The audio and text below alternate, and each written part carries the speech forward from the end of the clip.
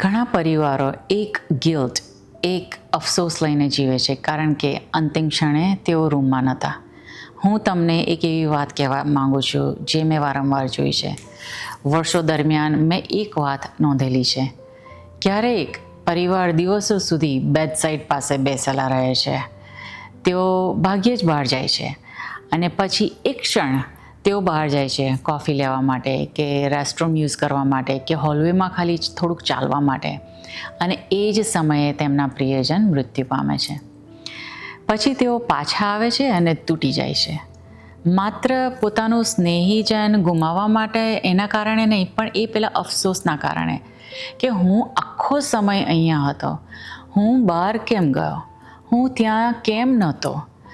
જો આ તમારી સાથે થયું હોય તો કૃપા કરીને આ સાંભળજો. મને નથી લાગતું કે એ હંમેશા અકસ્માત હોય છે. મેં આ બહુ વાર જોયું છે. કેટલાક લોકો જાણે રાહ જોતા હોય એવું લાગે છે.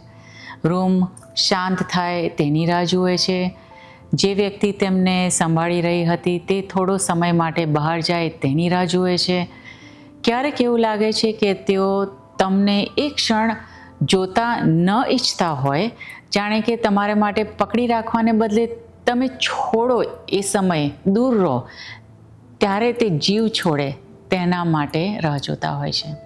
તમારા માટે એ જીવ છોડવાનું જોવું ના પડે એ સરળ બનાવવા માટે તે રાહ જોતા હોય છે.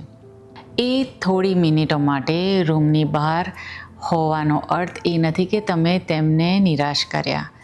તમે ત્યાં હતા દિવસો સુધી, અઠવાડિયાઓ સુધી, આ આખા સમય દરમિયાન. એ બધું મહત્ત્વનું છે. તમારી બધી હાજરી રહેવી એ મહત્ત્વની હતી.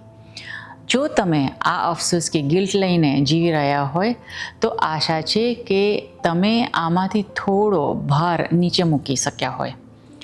તમે તેમની સાથે હતા, તેમને એ જ અનુભવ્યું જ હતું.